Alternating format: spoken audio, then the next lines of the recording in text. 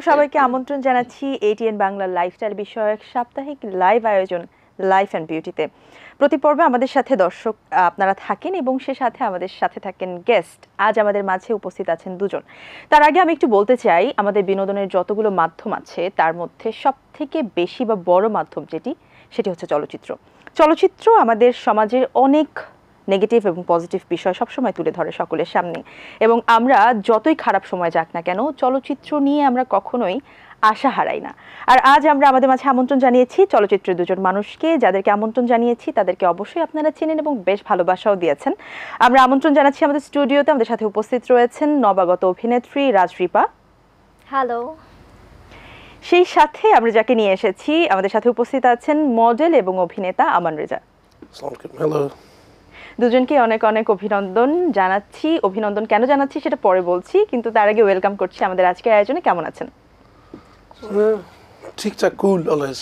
আচ্ছা, আরো বেশি এক্সাইটেড থাকার কথা আমি এক্সপেক্ট করছিলাম, বিকজ আসছে ভ্যালেন্টাইন ডেতে বা ভালোবাসা দিবসে আপনাদের একটি চলচ্চিত্র মুক্তি পাচ্ছে যার নাম হচ্ছে ময়না, এবং সেটি নিয়ে আমরা প্রথমে কথা বলবো। প্রথমে একটু আপুর কাছে যাই, লেডিস ফার্স্ট।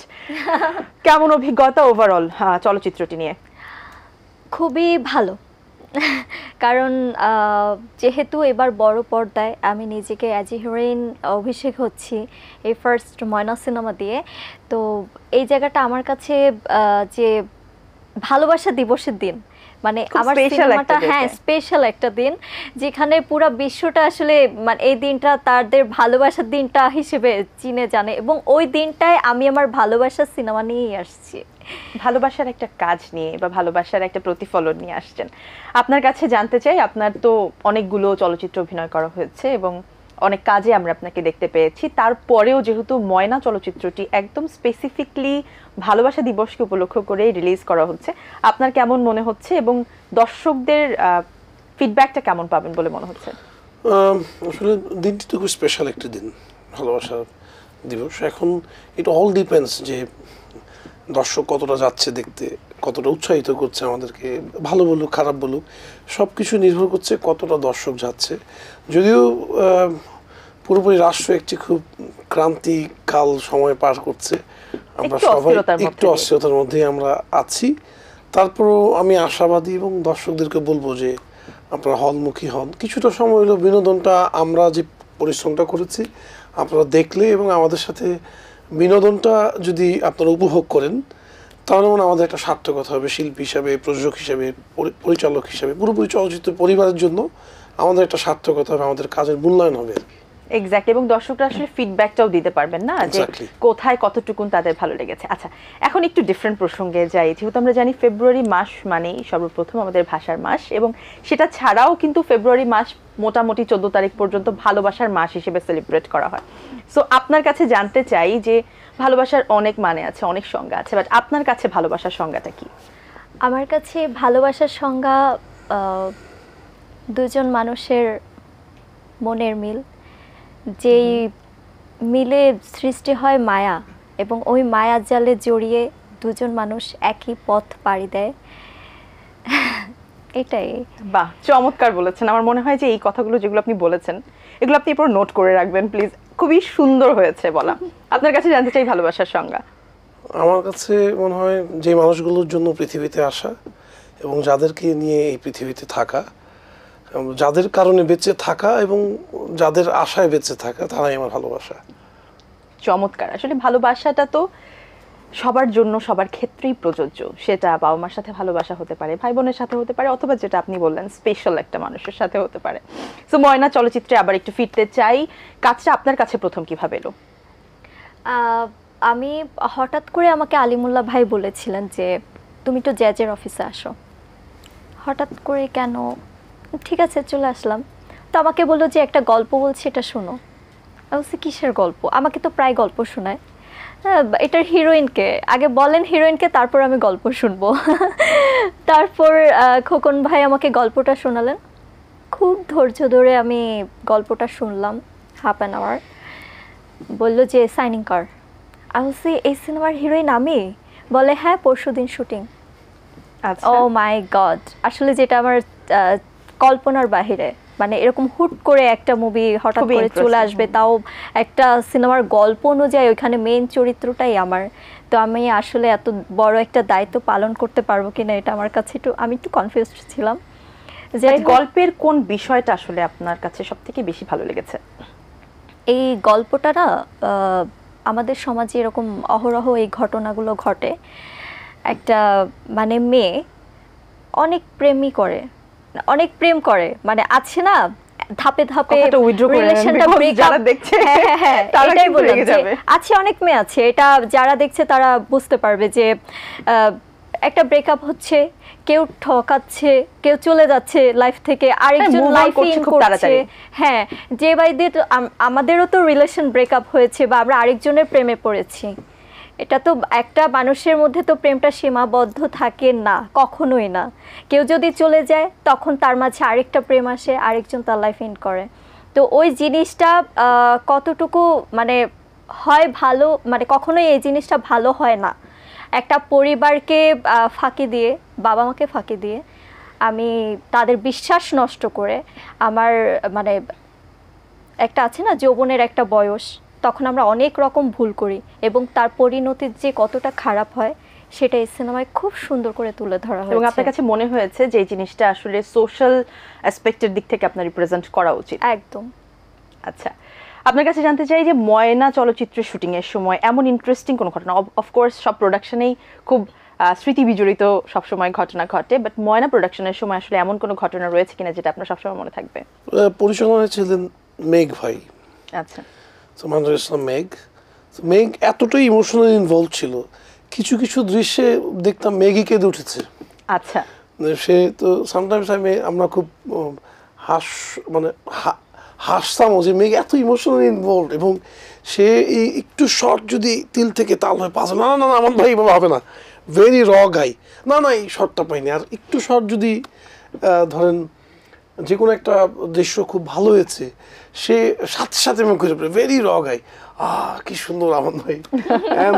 আমি শিওর রিপাও সেটা একমত পোষণ করবে, এবং সে খুব ইনভলভ ছিল, পুরো অ্যাটাচ ছিল গল্পটার সাথে। আচ্ছা, আপনার কাছে একটু জানতে চাই, দীর্ঘদিন ধরে আপনি ইন্ডাস্ট্রিতে কাজ করছেন এবং এর আগে আমি বলছিলাম যে অসংখ্য মডেলিং, বিজ্ঞাপনে মডেলিং করা হয়েছে, চলচ্চিত্রে কাজ করা হয়েছে। তো কোন চলচ্চিত্রটা এই পর্যন্ত আসলে, অথবা আপনার কাছে কি মনে হয় যে আপনার ক্যারিয়ারের কোন চলচ্চিত্র বা কোন কাজটা আপনাকে দর্শকের ভালোবাসা বেশি দিয়েছে? আই থিঙ্ক সংগ্রাম, মনসুর আলীর পরিচালনায় একটা মুক্তিযুদ্ধ বিষয়ক ছবি করেছিলাম, যেটা পুরো ইংল্যান্ডে রিলিজ হয়েছিল। তো আমাদের দেশের স্বাধীনতা, মুক্তিযুদ্ধ, এই কেন্দ্রিক একটি চরিত্র, সেটা অনেকগুলি দেশে একসাথে বেশ সমাদৃত হয়েছে। পরবর্তীতে জাজ মাল্টিমিডিয়া থেকে সুলতান নামে একটা যৌথ প্রযোজনার ছবি করি, যেটা ম্যাস আকারে লোককে চেনায় আমাকে। আচ্ছা, কলকাতায় শুটিং হয়েছিল রাজা চন্দ্রের পরিচালনায়। আচ্ছা, সো এই দুটো ছবি কথা না বললেই না, একটা জনগণের কাছে নিয়েছে, আর তাছাড়া দীর্ঘদিনের পথ চলায় যদিও খুব বড় একটা ফুটস্টেপ আমার না, বা ছোট ছোট ছোট ছোট করে অনেকটা ব্যাপ্তি ঘটেছে। সুতরাং আমার প্রতিটা কাজই আমার কাছে অনেক স্পেশাল, বিকজ অফ দিস, বা এই পথ চলাটা আমি রানিং রেখেছিলাম দেখে এই কাজগুলোর মাধ্যমে আজকে আমি যতটুকু recognise because of my work. So আসলে কোনোটাকে আলাদা করতে পারবো না, বিকজ কিছু কাজ দেখা গেল আমাকে ভিউ দিয়েছে 10,000, কিছু কাজ হয়েছে 90 million view. So it's together, সব কিছু মিলে আমি আজকে আমার রেজা এতটুকু আসছি। আচ্ছা, এবং একজন আর্টিস্টের কাছে তার প্রত্যেকটা আর্ট বা প্রত্যেকটা শিল্পই তো আসলে অনেক পছন্দের বা অনেক বেশি ভালোবাসা নিয়ে কাজটা করা হয়। রিপা, আপনার কাছে যেটি জানতে চাই, আমরা আপনাকে সোশ্যাল মিডিয়াতে বেশ মাঝে মাঝেই দেখি যে খুব মাঝে মাঝে আপনি হাইপড থাকেন। সো প্রথম কাজ শুরু হয়েছিল কিভাবে এবং কোন প্রোডাকশনের মাধ্যমে? আমি যখন আমার অঞ্চল ছেড়ে চলে আসি, আমার টার্গেট ছিল যে আমি সিনেমাতেই কাজ করব। আচ্ছা, বাট এখানে আসার পর একটা সিনেমা, একটা বড় সিনেমাতে কাজ করার ইচ্ছেটা ঠিক কবে থেকে? এটা আমার একদম ছোটবেলা থেকে। আচ্ছা, ছোটবেলা যখন থেকে আমরা ডিসাইড করি যে বড় হয়ে আমরা কি হব? হ্যাঁ, মানে তখন আমার যখন আমি সিনেমাগুলো দেখতাম তখন আমার নিজেকে নায়িকা মনে হতো, যে আমি নায়িকা, ওই জায়গাটাতে আমি যদি একটু অ্যাক্টিং করতে পারতাম, আমি যদি না এদের মতো এত সুন্দর হতে পারতাম, কবে এরকম সুন্দর হব, মানে এমনটা করতাম আর কি। যাই হোক, এখানে আসার পর তো সিনেমা তো যেমন তেমন কথা না, ক্যামেরার সামনে দাঁড়ালাম, ডায়লগ ডেলিভারি দিলাম, হয়ে যাচ্ছে। নাটকে আপনি নর্মালি অ্যাক্টিং করতে পারবেন, বাট সিনেমার জায়গাটা অনেক বিশাল একটা প্ল্যাটফর্ম। এখানে জনগণের ভালোবাসা অর্জন করতে হবে, হলে নিয়ে আসতে হবে সবাইকে। তো সেই ক্ষেত্রে আমি থিয়েটার করি, থিয়েটারের পর আমি নাটকে কাজ করি, অনেক ছোট ছোট ক্যারেক্টারে কাজ করেছি, মিউজিক ঢাকায় এসে বা এসে প্রথমে থিয়েটারে ইনভলভ হলেন? হ্যাঁ, শ্যুট করি, একটু ফটো শ্যুট করি, তারপর একটা নাটকে কাজ করেছিলাম ফার্স্টে। তো আমার কাছে মনে হয়েছে যে আমি অ্যাক্টিং পারছি না, আমার হচ্ছে না। তারপর আমি থিয়েটারে আপনার ভর্তি হই, তারপর ওইখান থেকে থিয়েটার শেষ করে আমি জ্যাজ মাল্টিমিডিয়ার দহন সিনেমাতে সুযোগ পাই। আজিজ ভাই আমাকে হিরোইন হিসেবে ওই সিনেমাতে নিয়েছেন। তো তারপর থেকে আসলে আমার কনফিডেন্সটা অনেক বেশি বেড়ে যায়, যে যেহেতু আমি এত অল্প সময় এ পর্যন্ত আসতে এবং পারছি। শুরুটাই জাজ মাল্টিমিডিয়ার হাত দিয়ে। হ্যাঁ, প্রথম সিনেমায় জ্যাজ মাল্টিমিডিয়ার হাতে, এবং অনেক বড় একটা অ্যারেঞ্জমেন্ট নিয়ে আসলে ওইখানে ঘোষণা করা হয়েছিল যে একটা নতুন মেয়ে আসছে এই সিনেমার হিরোইন। এটা আমি আসলে নিজেকে অনেক লাকি মনে করছি। এবং এরপরে আমি মুক্তি সিনেমা করি, আমার সেকেন্ড ফিল্ম, যেটা ওইটা বড় পর্দায় মুক্তি পাইনি। হ্যাঁ, তারপর আসলে মুক্তি সিনেমাটা যেখানে এখন আমার বড় পর্দা আসার কথা একদম ফার্স্ট লিড হিরোইন হিসেবে, তো সেখানে আমার ময়না সিনেমা চলে আসছে, তাও জ্যাজ মাল্টিমিডিয়ার। তো এটা আমার কাছে কখনোই একটু মন খারাপ হয়নি, যেহেতু আমি চেয়েছিলামই জ্যাজের হিরোইন হব, কারণ আমি মাহিয়া আপু এদের দেখেছি, আমার ভালো লাগতো তাদের, যে এত সুন্দর করে জ্যাজের প্রোডাকশন কাজগুলো খুব ভালো। তো সেখান থেকে আসলে আমার এই সিনেমার যাত্রাটা শুরু, সেখান থেকে শুরু হয়ে গেছে এবং একের পর এক আপনি কাজ করেই চলেছেন। স্টেপ বাই স্টেপ আসতে হয়েছে, তবে অনেক স্ট্রাগল করেছি। অবশ্যই আমরা স্ট্রাগলের গল্পটাও জানবো। মুক্তি সিনেমা নিয়ে যেহেতু কথা হচ্ছে, আমি যদি ভুল না করি তাহলে এটি আপনার প্রোডাকশনের একটি চলচ্চিত্র। আমার ইফতেখার ভাই আইসি ফিল্মসের প্রোডাকশনে, আর মুক্তিতে আমি শিল্পী হিসেবে কাজ করেছি। ও, একই সাথে কাজ করা হয়েছে? একই মুক্তিতে কাজ করা, অনেক শিল্পী ছিল। মুক্তি আমাদের প্রথম ছবি আসলে মনে হয় না একসাথে কাজ করা প্রথম। যদিও আমাদের ময়নাটা আগে আমরা রিলিজে আসছি, বাট ময়না বাট নিশ্চয়ই প্ল্যান ছিল না যে এটা প্ল্যান পরে ছিল না। আসবে। ইটস ফলোড বাই যখন যে প্রোডাকশন ফ্রিল্যান্সার হিসেবে যখন যে কাজ আসে আমরা চুক্তিবদ্ধ হই, দেন কোনোটা আগে শুরু হয়, কোনোটা শিডিউল সংক্রান্ত বা নানা টেকনিক্যাল কারণে আগে পিছিয়ে হয়। আচ্ছা তো আমার ক্যারিয়ারের শুরুতেও আমার পঞ্চম ছবি আগে মুক্তি পায়। আচ্ছা, 5 নম্বর যেটা 5 নম্বর ছবি রেজা লতিফ ভাইয়ের ভালো ছিল। ভালোবাসা শেষ নেই। তখন অনেক ছবি করতাম আমরা, বাট পরিতাপের বিষয় এখন তো এতটা স্কোপ খুবই কম, কারণ অনেক সংকুচিত আমাদের চলচ্চিত্র বাজারটা। বাট আমি খুবই আশাবাদী মানুষ, এটা ঠিক হবে আমি বিশ্বাস করি। অবশ্যই তাই। তো যেটা আপনি বলছিলেন, শুরু থেকে আপনি ছোট ছোট ফুট স্টেপ দিয়ে আসছেন, বাট এখনো পর্যন্ত সেটা কন্টিনিউ রয়েছে, মানে এমন না যে খুব বেশি একেবারে কাজ করতে করতে থেমে গেছে, বিষয়টা ঠিক এমনও না। সেরকম কিছু না। আচ্ছা, তো দুইজনের একসাথে কাজ করা হয়েছে প্রথমে মুক্তি চলচ্চিত্র, যেটা এখনো মুক্তি পায়নি, সেটা কবে নাগাদ মুক্তি পাচ্ছে? এই বছরই আশা করছি, যে কোনো ইনশাআল্লাহ। ঈদ একটা টার্গেট আছে, প্রবাবলি কোরবানি ঈদ মুক্তি একটা বড় ব্যানারের বড় ফ্রেমের ছবি, ফেস্টিভটাকে অ্যাকচুয়ালি ফেস্টিভটাকে সেট করে প্রবাবলি কোরবানি ঈদ। আচ্ছা, আমরা আশা করছি আমরা কোরবানি ঈদেও পাচ্ছি। এছাড়াও অলরেডি তো ময়নার অপেক্ষায় আমরা রয়েছি, মুক্তি পাবে খুব শীঘ্রই। এছাড়াও দুজনের একসাথে কোনো কাজ হচ্ছে কিনা? এখন পর্যন্ত না, হয়তো বা অদূর ভবিষ্যতে হবে। তুমি চাইলে সম্ভব না, আমি চাইলেই সম্ভব না, পরিচালক প্রযোজক চাইতে হইবে। হ্যাঁ, তোমার প্রোডাকশন আছে অলরেডি, তো সম্ভব। আমার প্রোডাকশন ওই একইভাবে মানে স্ট্রাগল করে করে যাচ্ছে। না, সেখানে সে অ্যাকচুয়ালি নিজে থেকেই প্রস্তাব রাখলো যে আমিও নিজে থেকে প্রস্তাব গ্রহণ করলাম, আই লাভ টু, খুব ভালো একজন শিল্পী। আমি তোমাকে সাপোর্ট দেব, সমস্যা নেই। আচ্ছা ঠিক আছে, আমি তোমার সাপোর্ট দিব, আমারও সমস্যা নাই। দুই স্ট্রাগলার একসাথে হলে ভালো হয় কাজটা। Yeah I think so. আচ্ছা, স্ট্রাগলার বলতে সে তার প্রোডাকশনটাকে স্ট্রাগলিং হ্যাঁ। একটা ফেসের কথা বলছে। প্রোডাকশন নিয়ে আমরা এখন একটু কথা বলি। আপনার প্রোডাকশন সম্পর্কে আমরা জেনেছি এবং খুব রিসেন্টলি স্টার্ট হয়েছে। এই প্রোডাকশন থেকে এই পর্যন্ত কি কি কাজ এসেছে? অ্যাডরক্সের ব্যানার থেকে আমরা কিছু বিজ্ঞাপন চিত্র করেছিলাম। আমার সাথে আমার ব্যবসায়িক পার্টনার প্লাস আমার পরিচালক যিনি মিনহাজ কিবরিয়া, উনি আছেন। তো লেটলি আমরা মুভি শুরু করি। আগে একটা ছবি শ্যুট করা ছিল 17 নানা কারণে আমরা মুক্তি দিতে পারিনি। তো সেইটা আমরা এবার সেন্সর করিয়েছি, কাছাকাছি সময় যে কোনো একটা ডেটে আমরা ওই ছবি নিয়ে হয়তো আবার আপনাদের এই হট চেয়ারে এসে বসবো ইনশাআল্লাহ। আর পাশাপাশি আরেকটি চলচ্চিত্রের কাজ আমরা এখনো ওইটাও মুক্তির অপেক্ষায়, বেঈমান নামে, বেঈমান দ্য ট্রেইটর। আচ্ছা, তো সেটা আমাদের দ্বিতীয় চলচ্চিত্র অ্যাডরক্সের ব্যানার থেকে। তাছাড়া বিজ্ঞাপন বলতে হামদর্দ, ডেইজিন হোটেল, অনেকগুলি বিজ্ঞাপন চিত্র আমরা ইতিমধ্যে তৈরি করেছি। But as a movie production house একেবারেই বেবি প্রোডাকশন, ছোট আকারে শুরু করেছি, বাট আমাদের স্বপ্নটা অনেক বেশি। আমি ঠিক স্বপ্ন বলবো না, কারণ আমি যে খুব একটা স্বপ্নে বিশ্বাসী তা না, আমি স্ট্রেইট ওয়ে কর্মে বিশ্বাসী। Either it's a fail or it's A pass, মাঝখানে আমি কোনো কিছুই বিশ্বাস করি না। যেহেতু আমি ডিসাইডেড আমি এটা কন্টিনিউ করবো, ইট ডাজন্ট ম্যাটার বেঁচে থাকলে আমি ইনশাল্লাহ এটা কন্টিনিউ করবো। অবশ্যই তাই, এবং আপনার সেই বেবি প্রোডাকশনে কাজ করার ইচ্ছা প্রকাশ করেছেন আমাদের Yes. রাজীব। একসাথে যেহেতু কাজ করছি, আচ্ছা, কল তো একসাথেই আসবে, হবে। আমি বলেই গেলাম। আমার সিনেমা হলে আমি তোমাকে ডাকবো, তোমার সিনেমা হলে তুমি আমাকে ডাকবা, তুমি যদি আমাকে না ডাকো আমি তোমাকে ডাকবো ভাই না। আমাদেরকে একটু That's দেখেন, it. আমরাও মাঝে মাঝে একটু ইনভলভ হতে চাই, কিভাবে হতে পারবো জানি না। সো আপু, আপনার কাছে জানতে চাই, আপনি বলছিলেন যে অনেক স্ট্রাগল করতে হয়েছে এই পর্যন্ত আসতে গিয়ে, কি ধরনের সমস্যার আসলে সম্মুখীন আপনাকে হতে হয়েছে সোফার? আমি যখন যে মুহূর্তে আসি তখন ইন্ডাস্ট্রির অবস্থা মোটামুটি ভালো ছিল, তবু ওই যে স্বপ্ন দেখছি পূরণ করতেই হবে, নায়িকা আমি হবই। মানে কথাটা কিন্তু Determined এটা। আমি। একদম, মানে নায়িকা হতেই হবে, কথা হচ্ছে এটা। তো যতই ঝড়ঝাপটা আসুক না যাই করুক, আমি নিজেকে আমার জায়গাটা স্ট্রং রেখেছি এবং একেবারেই হতাশ হইনি।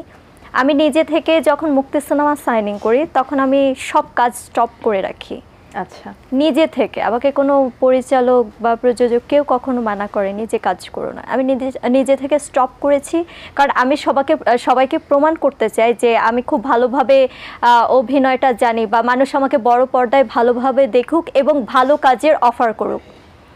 এই জন্যেই আসলে আমার কাজগুলো সব স্টপ ছিল। তারপর 2 ইয়ার্স, তো আমার কাছে মনে হচ্ছে অনেক দিনই তো স্টপ হয়ে আছি। আমি ট্রাই করি বিজ্ঞাপনগুলো কাজ করেছি। তারপরেও ডে বাই ডে খুব হতাশ হচ্ছিলাম যে দেশের পরিস্থিতি কিন্তু খুবই খারাপের দিকে যাচ্ছে, এবং আদৌ সিনেমা হল টিকে থাকবে কিনা তারও কিন্তু গ্যারান্টি ছিল না। মাঝে আবার সিনেমা হলে খুব ভালো সিনেমা চলছিল সাকিব খান ভাইয়ের, তারপর সিয়াম আহমেদ ভাইয়ের যে সিনেমাগুলো হচ্ছিল, তখন আবার কিন্তু একটা আশা ফিরে পাই যে না, তাহলে আমার সিনেমা যে মুক্তি হোক বা ময়না হোক, হলে দর্শক আসবে। তো সেই ক্ষেত্রে চিন্তা করে আসলে নিজেকে ওইভাবে মেনটেন করে এই পর্যন্ত এখনও ধরে রেখেছি। কিন্তু শেষ মুহূর্তে যখনই আমার সিনেমাটা রিলিজ হবে, ময়না সিনেমা, এই যে দেশের যে বাজে পরিস্থিতি এখন, আমি তো তবু আমরা আশাবাদী। এর আগেও যখন করোনার সময় আমরা একটা ধাক্কায় পড়েছিলাম, হল বিলুপ্ত হয়ে যাচ্ছিল, ঠিক একদম। তখনও আমরা আশাবাদী ছিলাম, কারণ আমরা বাঙালি, বিনোদন ছাড়া আমাদের চলবে না, এবং বিনোদনের সব থেকে বড় মাধ্যম চলচ্চিত্র। আমাদের সাথে একটি ফোন আছে, আমরা ফোনটি নিয়ে নিচ্ছি। আচ্ছা, আসসালামু আলাইকুম দর্শক, আপনার নাম বলবেন, আপনার যা বলার। আমাদের সাথে আমাদের অতিথিরা আছেন, তাদেরকে বলবেন প্লিজ। আসসালামু আলাইকুম আপু, আমি একটু রিপা আপুর সাথে কথা বলতে চাই। আমি উত্তরা থেকে আলমগীর বলছি। জি, রিপা আপু আপনাকে শুনতে পাচ্ছেন, আপনি বলুন। আপু আসসালামু আলাইকুম। ওয়ালাইকুম সালাম, কেমন আছেন? আপু আসসালামু আলাইকুম। ওয়ালাইকুম সালাম, কেমন আছেন? আলহামদুলিল্লাহ, আপনি ভালো আছেন? জি আলহামদুলিল্লাহ, আপনাদের দোয়ায়। আলহামদুলিল্লাহ ভালো আছি, আপনি ভালো আছেন? জি ভালো আছি। আচ্ছা আপু, আপনার এই অভিনয় জীবনটা শুরু কবে থেকে আপু, আপনি একটু জানতে চাই। ধন্যবাদ দর্শক, আপনাকে অভিনয় জীবনের শুরু জানতে চাই। আমার অভিনয়ের জীবনটা আসলে, আমি ঢাকায় আসি 2017 সালে। তারপর আমি 2018 থেকে আমার আসলে অ্যাক্টিংটা আমি স্টার্ট করি। আচ্ছা দর্শক, বোধহয় আপনি আপনার উত্তর পেয়ে গেছেন। তো আমরা জানি আপনার এডুকেশনাল ব্যাকগ্রাউন্ড ওয়াইজ আপনি একজন আইনজীবী, তো সেটাকে কি পারসিউ করা হচ্ছে কিনা বা প্র্যাকটিস করা হচ্ছে কিনা?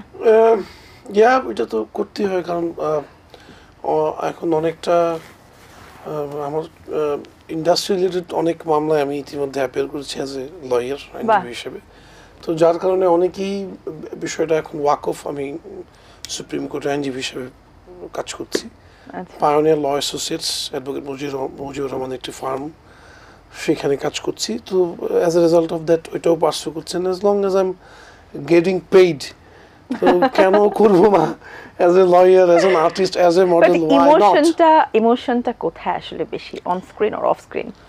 না, স্ক্রিন তো একটা নেশা অ্যান্ড প্যাশন, অ্যান্ড আইনজীবী হিসেবেও আমার মনে হয় লাস্ট কিছুদিন কাজ করার পরে ওইটা আমার এখন প্যাশন। বিকজ মানুষ অনেক সমস্যার সম্মুখীন, আইনগত ঝামেলা নিয়ে আসে, এবং দিন শেষে যখন হাসি মুখে ফিরে একটু হলেও সার্থক লাগে। সেম জিনিস ইট হ্যাপেন্স যখন শিল্পী হিসেবে কাজ করছেন, কেউ বলে ভাই খুব ভালো লেগেছে, কাজটার ইমোশনালি খুব অ্যাটাচ হয়েছি, বা অনেক হাসিয়েছেন আপনি, আপনার শোটা ভালো লেগেছে, তো ওইটাও একই রকম কোর্টে কি প্রাপ্তি আপনি হয়। এই ধরনের পরিস্থিতির সম্মুখীন হন কিনা? আসামি আপনাকে বললো যে আপনার ওই কাজটা আমার খুব পছন্দ ছিল, আমি- প্লিজ আমার পরে আপনি রায় দিয়ে দেন।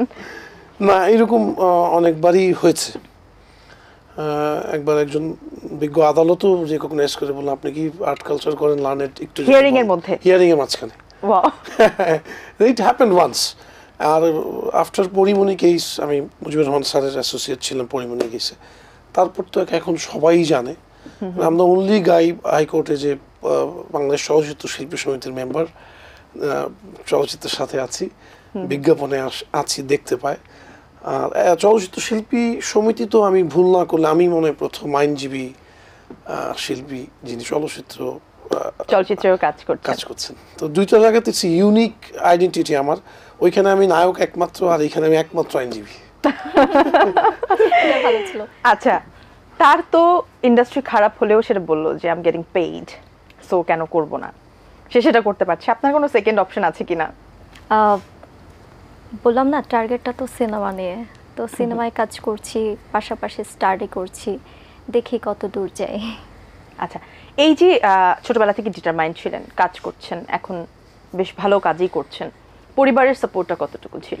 একদমই ছিল না, আচ্ছা, কোনোভাবেই আমি পরিবারের সাপোর্ট পাইনি, বা পরিবারের সাপোর্ট ছাড়া কাজ করাটা একটু টাফ হয়ে যায় বোধহয়। খুবই, এটা যার সাথে হয় সে কিন্তু বুঝে। মানে এখনো কি তারা আপনার কাজ দেখার পরেও অন স্ক্রিন আপনাকে অ্যাপ্রিশিয়েট করছে না এমন কিছু? তারা আসলে কখনোই চায়নি আমি এই ইন্ডাস্ট্রিতে কাজ করি, অনেক বাধা দেওয়ার চেষ্টা করে, বাট আমি আমার মতো করে চলে আসি, আমি আমার মতো করে কাজ করি। তো আমার বাবা আমাকে 2 বছর আমার সাথে কথা বলেনি, মানে ইন টোটালি আমাকে ত্যায্য করে দিবে এমন একটা ডিসিশন নিয়েছিল। মোটামুটি মায়ের মন তো মানে না, মাঝে মাঝে কথা বলতো। তো সেক্ষেত্রে যখন তাদের তো একটা নেগেটিভ চিন্তাধারা ছিল যে সিনেমায় আসে মানুষজন কি নাকি মেয়েকে তো একা কেউ কখনো ছাড়বেও না, যেহেতু বাবা মা অনেক দূরে। তো আমি মুক্তি সিনেমা যখন করি তখন ইফতেখার চৌধুরী স্যার আমার কষ্টের কথাগুলো শুনলেন এবং আমার বাবা মা দুজনকেই ডাকার পরে বললো যে আপনার এই পিচ্চি মেয়েটা এত সুন্দর করে এত কষ্ট করে এই পর্যন্ত আসছে, তাকে তো সাপোর্ট দেওয়া উচিত। তো আমি বললাম যে আসলেই তো আমি আব্বু আম্মুকে একটা কথা বলেছি যে এই পর্যন্ত যে আমি কাজ করেছি, আমার নামে কখনো বাজে কথা বা কোনো কিছু কি শুনেছো? বললো যে না। তাহলে ইনশাল্লাহ আমি আমার মতো ভালোভাবে কাজ করে এগিয়ে যাব। তাদেরকে আপনি অ্যাসিওর করেছেন বিষয়টা? হ্যাঁ হ্যাঁ, এই জন্য আমি ট্রাই করি নিজেকে অনেকটা রিজার্ভ রেখে ইন্ডাস্ট্রিতে কাজ করা, যেন কোনোভাবে বাজে কোনো বদনাম বা কোনো এটা আরো কঠিন কাজ। আচ্ছা, তো সবাই জানতে চায় কম বেশি যারা অন স্ক্রিনে থাকে তাদের সম্পর্কে অনেক কৌতূহল থাকে দর্শকদের, স্পেশালি যারা চলচ্চিত্রে কাজ করে তাদের কিনে আরো বেশি। সো আমার দর্শকরাও জানতে চায়, আমিও জানতে চাই আপনার ফিটনেসের রহস্য কি? ফিটনেস ইট গড গিফটেড, একটু ধরে রাখি, সবাই গড গিফটেড, বাট হচ্ছে আমি আসলে এই ফিটনেসটা ধরে রাখার জন্য অনেক পরিশ্রম করেছি। এক্স্যাক্টলি, সেই পরিশ্রমটাই। হ্যাঁ, আমি যখন এই ইন্ডাস্ট্রিতে আসি তখন আমার ওয়েট ছিল 62।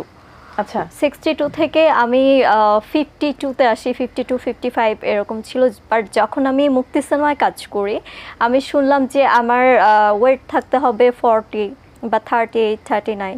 আমি কিন্তু এক্স্যাক্ট ওইটাই 39-এ আমি আমার ওয়েটটা মানে ওয়েট লস করেছি এবং আমি আমার শুটিং শুরু করেছি গত 3 বছর ধরে। আমি ওই সিনেমার জন্য এখনো পর্যন্ত নিজেকে ধরে রেখেছি। এখন আপনার ওজন কত? এখন হচ্ছে 42। আচ্ছা, 38 and 42 এর মধ্যে খুব একটা বেশি ডিফারেন্স নেই। খুবই হার্ড ওয়ার্কিং মেয়ে আপনি, এটা বোঝা যাচ্ছে আমরা। হ্যাঁ, কেন না, কারণ আমি এমন আছে সকালে উঠে আমি জিমন্যাস্টিকে চলে যেতাম, ওইখানে মিনিমাম আপনার 3-4 ঘন্টা আমি স্টান করতাম, তারপর বাসায় এসে খাওয়া দাওয়া করে আবার বাসায় বসে কিছু এক্সারসাইজগুলো করতাম, মানে যেগুলা দরকার, পাশাপাশি নিজেকে ভাল লাগছে না আমি এখন নিজেকে এভাবে তৈরি করি। তো ওইভাবে আসলে নিজেকে ধরে রাখা, এবং রাত হলে আমি গান ছেড়ে অনেক বেশি নাচানাচি করছি, মানে শরীর থেকে অনেক ঘাম ছড়িয়েছি এবং খাওয়া দাওয়াটা একটু কন্ট্রোলের মধ্যে ছিল। তো সব মিলে আসলে নিজেকে এইভাবে। তবে একটা মজার ব্যাপার, আমি এই 12 কেজি যে ওয়েট লস করেছি একদম 20 থেকে 1 মাসের মধ্যে। আচ্ছা, আমরা অফ স্ক্রিনে আরো জেনে নিব আপনার কাছ থেকে। আপনার কাছে জানতে চাই, একজন টেলিভিশনের পর্দায় উপস্থাপন করার মতন একজন যদি অভিনেতা হতে চায়, তাকে আসলে কোন কোন বিষয়গুলো মাথায় রাখতে হয়? ডিড ইউ সে টেলিভিশন বা টেলিভিশন বা পর্দায় অভিনেতা হিসেবে বা একজন রোল মডেল হিসেবে, বিকজ আমরা তো অভিনেতাদেরকে তাই মনে করি। আমার মনে হয় প্রথমত মানসিকভাবে মাইন্ড সেট আপ করা উচিত, না জেনে আসা উচিত না। শেখার কোনো বিকল্প নাই, সেটা পুঁথিগত বিদ্যা হোক, ভালো ভালো থিয়েটার কোথাও থেকে শিখে আসলো, ছোট ছোট কোর্স হয়, বা কেউ যদি এই বিষয়ে উচ্চতর পড়াশোনা করতে পারে। আমাদের অভিনেত্রী মমো আপনার অভিনয়ের উপরে মাস্টার্স করেছেন জাহাঙ্গীরনগর বিশ্ববিদ্যালয় থেকে, যতটুকু আমি জানি। শি ওয়াজ টেলিং মি, আমাকে একবার একটা শুটে রেড করে একটা বিজ্ঞাপনে বলছিল যে আমি পিএইচডি করতে চাই। তো সেই আই গট ইন্সপায়ার্ড। তারপর পুরোটাই তো প্র্যাকটিক্যাল, আপনি এসেও শিখতে পারবেন, বাট অনেকে যে আমার প্রথম 8-9টা বছর শুধু স্ট্রাগল করতে হচ্ছে, কারণ আমি শিখে আসিনি কোনো কিছু, যা শিখেছি ক্যামেরার সামনে কাজের মাধ্যমে। দেন আপনি শিখে আসার পরও যে এইখানেও সবই আপনি ইমপ্লিমেন্ট করবেন তা না, বাট আপনার বডি ল্যাঙ্গুয়েজ এবং আপনি অভিনয়ের তালটা বুঝে গেলেন আর কি, কোথায় থামবেন, কোথায় তাকাবেন জানলেন আপনি। এখানে আসার পরে লাইট বুঝতে হবে, ক্যামেরা বুঝতে হবে, লুক কই গেল, ফোকাস কই, লেন্স কত, লটস অফ থিং এসেই শিখতে হবে।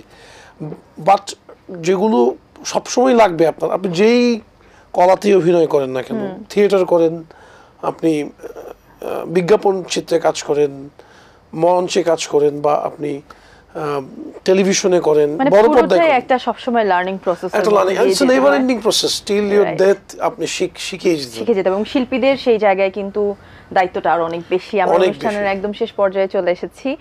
আপনাদের দুজনকে আরো একবার অনেক অভিনন্দন জানাচ্ছি আপনাদের সামনে রিলিজ বা মুক্তিপ্রাপ্ত চলচ্চিত্র ময়নার জন্য। আপনারা অনেক ভালো থাকবেন, অনেক অনেক শুভকামনা এটিএন বাংলা এবং লাইফ অ্যান্ড বিউটির পক্ষ থেকে।